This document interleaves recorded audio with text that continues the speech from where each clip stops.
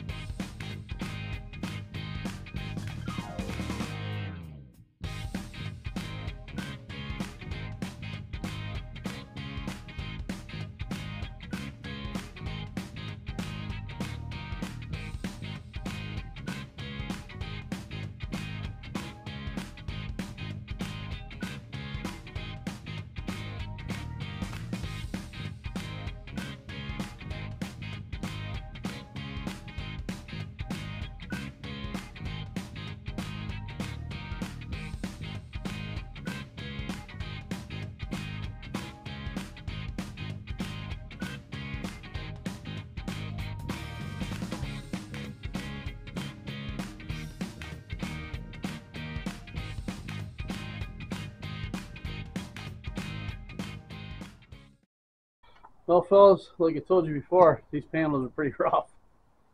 Um, but it's what we have. So as you can see here, I think this corner is supposed to look like this corner. So we got a lot of boogerness going on here. Might have to add some metal to that. They're really like oil canny, if that makes any sense.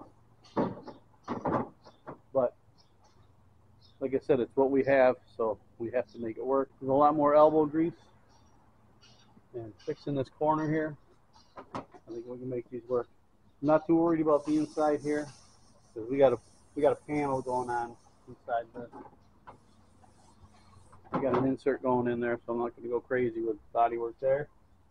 But the rest of it, yeah, we got our work cut out for us in body work for sure. Just to make it look decent, not great, just decent, presentable. So went ahead and hit those handles with some rust reformer because I don't know what kind of coating is on there, but when I sanded it, I wanted to flash rust real quick, so I put that on there just to protect it for now. It'll give us time to do some work on this corner here and fill some of these little holes without it continuing to rust, hopefully. We can't let the starter thing slow us down, so we're going to keep doing body work. Maybe we'll get on that hood tomorrow because the hood needs a lot of work. If you thought these were bad, that thing is even worse. So there again, I say, remember what we're doing here. It's a shade tree restoration. So, okay, so a couple things that I did notice as we tried to start this, other than the Flexplate starter situation, I think the timing may be a little bit off because it didn't even really try to fire when we were turning it over, when it did turn over. So we have to address that, reset this timing again. Another thing is, I had high hopes for this Quadrajet. I wouldn't recommend it. It's very difficult to, let me just show you. The set screws on this thing set way back inside. You can't even see, let alone try to get a screwdriver in there to adjust that on both sides. Why they would have designed it that way is beyond me. I think we're going to go ahead and swap this out. We're going to take this Quadrajet back off, put the Edelbrock back on. Just a few things to adjust, readjust, and I am going to climb under there again today. I put a shim in this starter. I'm going to take the shim back out. I want to show you one thing. I don't know if it makes a difference or not.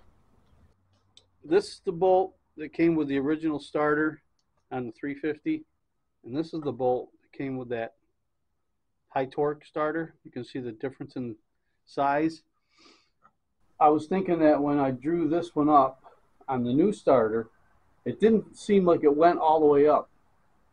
I'm going to try to use the shorter starter bolt and see if that makes a difference in maybe drawing that starter up tighter than it was. I don't know. Let me see how that shorter starter bolt goes in this new starter, if that makes any sense.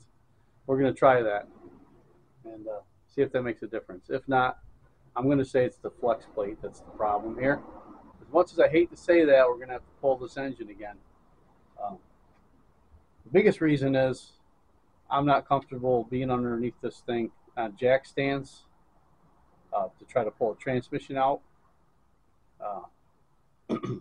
I don't mind little minor things like throwing new bolts in the starter or something like that, but I'm not real comfortable laying under this thing on jack stands trying to pull a transmission out. The younger me probably wouldn't have mind doing it, but the older me, no. To do something major like that. So if push comes to shove, unfortunately, we're going to have to pull this engine out.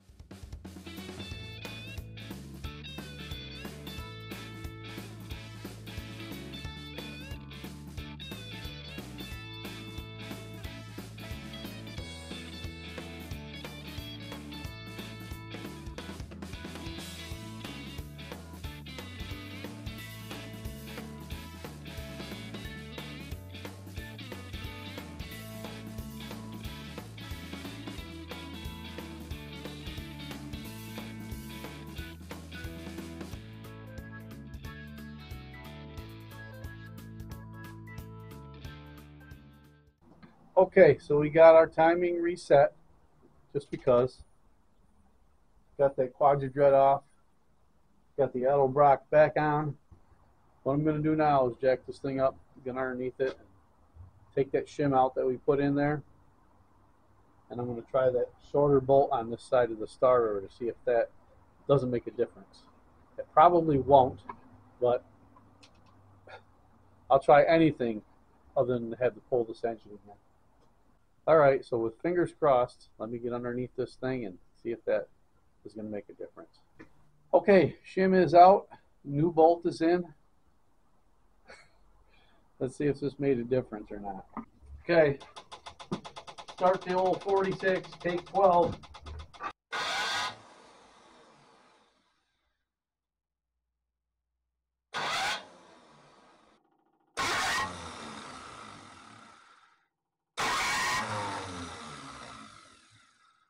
Well, there you have it. Didn't make any difference at all. So, to me, it kind of looks like that gear isn't coming out far enough. Because it starts to come out, it wants to turn it, and then gets hung up. Should we try to shim it more? Should I go with, like, instead of one shim, maybe 3? I don't think you're supposed to use that many, but it seems to be hanging up, so I don't know really. I suppose it's easier for me to keep trying the shim thing until we exhaust every possible which way to shim this thing. I don't know. Let me see if we can't shim it more to bring it down so that gear has room to move out even farther. It might bring it further away from engagement, but at this point, I'm willing to try anything. All right, fellas, this try here is going to be with 3 shims. Take 25.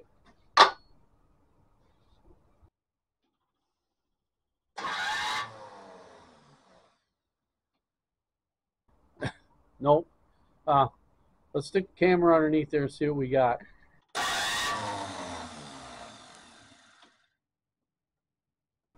me, that one sounds even worse. So, this seems weird to me that when I first put this reman starter in with no shims, it turned over pretty well.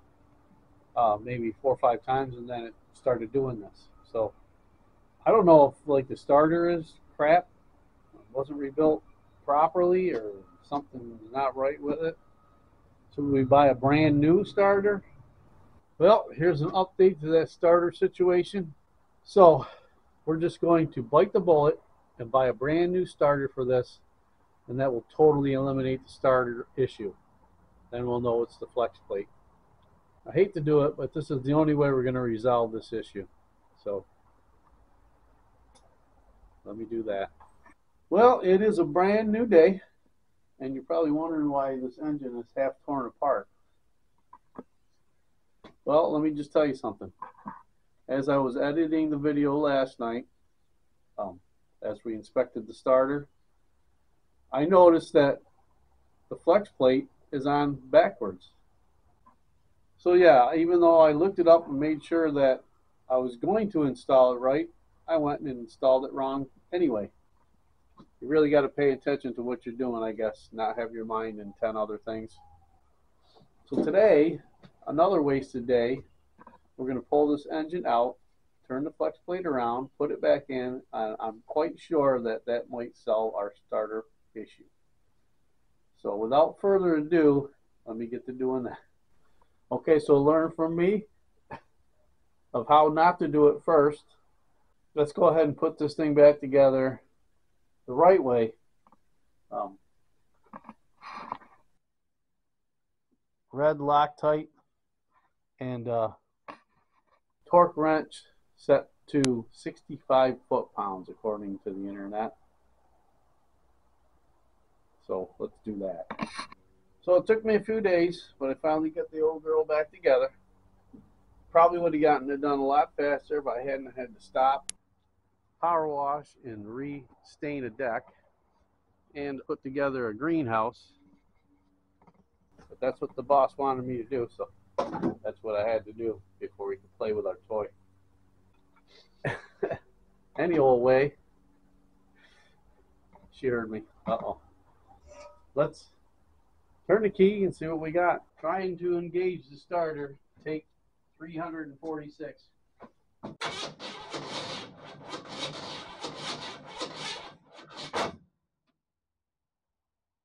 Well, it's turning, but it doesn't sound like it wants to turn.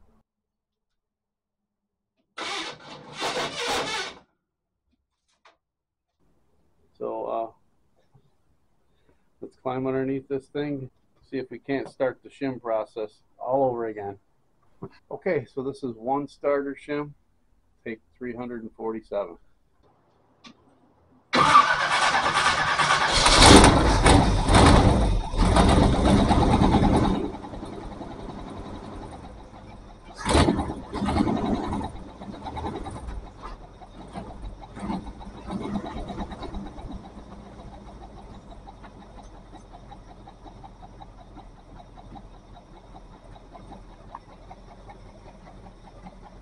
Well, I'm hearing something. I think that's an exhaust leak. But she is running, and she's running good. We got one of those bolts loose in the valve cover, and the rocker arm is hitting it. I can feel it. So we'll have to take that off, see what's going on with that, and fix that. Otherwise than that, she runs really good. That's just awesome. Now we can go ahead and bolt the body panels back on. The rest of the body work done, painted, and get this truck together. That's awesome. Well, the good news is she's oiling really well. Those rocker arms are hitting the inside of this pan. That's what that clunking noise was. I don't know if maybe this one just wasn't seated properly, because I don't hear anything on this side. That one might not have been seated all the way properly. I don't know. I'm going to go ahead and try it one more time. If it does the same thing, then we'll have to put the old ones back on. No big deal, but I wanted to pretty up the engine a little, okay? That's all. Really glad she's running now. Once her deck dries, we can get all the deck furniture back out on the deck, and we can pull old Blue out here in the yard and let her run. Get going on them body panels. All right, we got our mess cleaned up. See if we can't get her outside and let her run a little bit here.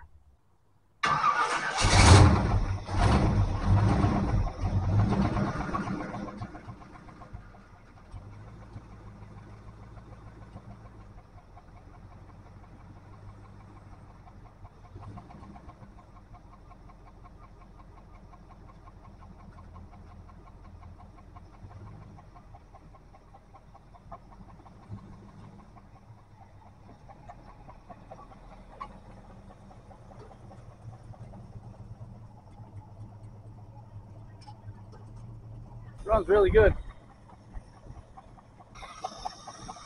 Still feel that little bit of a clack right there. I'm not sure if we just go ahead and throw those old valve covers back on or not, but let's let it run a while, come up to temperature, check our gauges, see where we're at. Sounds like the idle's a little low. We kick that up a little bit.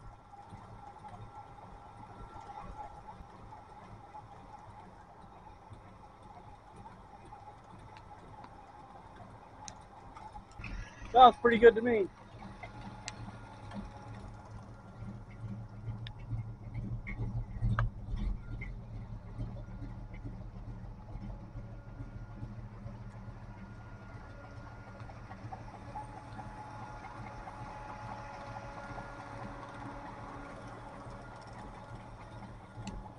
Check our gauges out here.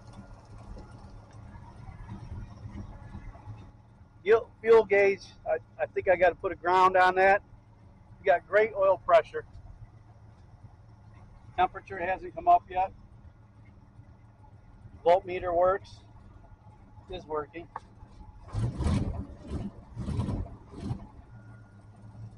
A little slight exhaust leak, I think.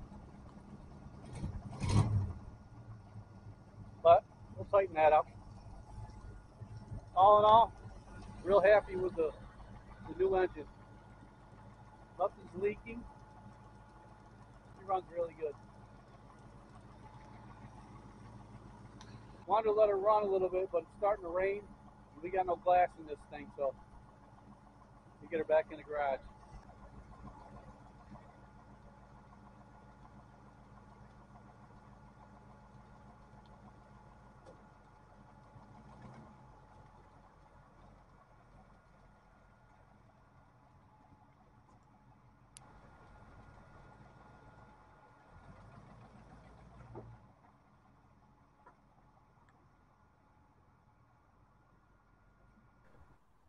Well, there it is, fellas. The old 46, running and driving.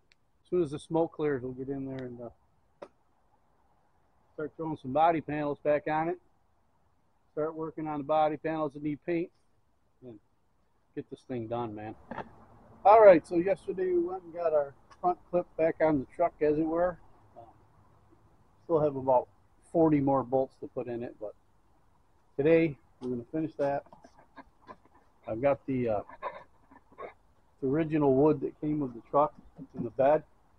It's really rustic looking, so I think I'm going to reuse it. Not to mention the fact that to put a new bed in this truck is going to cost about $1,000 with the wood and the strips and all that. I picked up, I know a lot of people are going to scoff at this, but this is actually a 4 carpeting divider that we're going to use just like that in between our slats, as opposed to spending $1,000 or $40. I would have gotten one piece of stainless steel bed trim for the price I paid for all of this. It's a shade tree build, fellas. Let's get to it. All right, we're just going to go ahead and fill the holes in this wood with some wood filler and polyurethane it. Give it a nice bright look.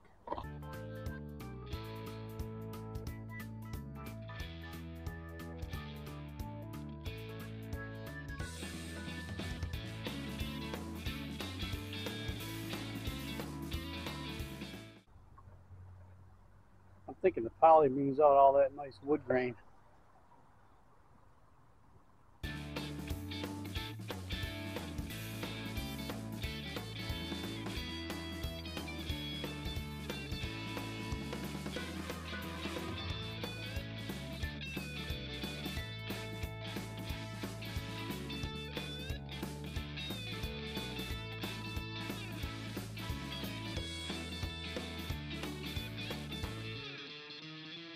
Alright, so we got 2 coats poly on our bedwood. I think this looks pretty good. Is it perfect? Of course not. It'll be good enough for us. Once the poly sets up, we'll go ahead and mock the wood up in the back of the truck. Alright guys, here we go. We got our reclaimed barnwood bed in. I think it looks pretty good. The only thing we got to do is figure out how we're going to secure this down. Got to get some wider pieces for the side to fill the sides in. Other than that, I think it looks pretty good. We're going to have to find a prettier cap than what's on there. You know, final touches, finishing touches maybe. We got about 45 hours invested in the flooring pieces and about $15 worth of polyurethane in it. So pretty good, huh? It's a lot better than spending over $1,000 on a quote unquote proper one. I think this one fits the truck really well. She's not perfect. She's got her bumps and bruises. She's just wearing a new dress, that's all. Alright, so I started bolting down this bedwood from underneath because I didn't want any bolt heads showing on the top. Don't know if it's going to be totally possible because some of these boards are a little twisted and warped. If I can do it from underneath, I'd like to do it from underneath. I'll keep working on that. Last thing I want to do this week is we got some kill mat for our floors. See if we can't make this cab just a little bit quieter.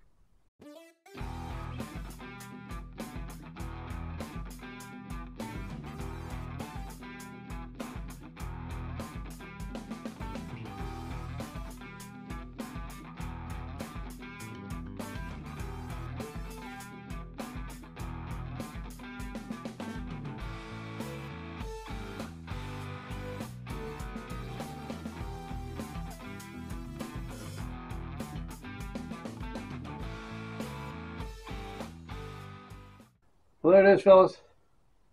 I'm sure she'll be a little bit quieter than she was before. Already sounds quieter. All right, let's do a recap of the week, or of the past couple weeks, actually. We were able to get the engine swapped.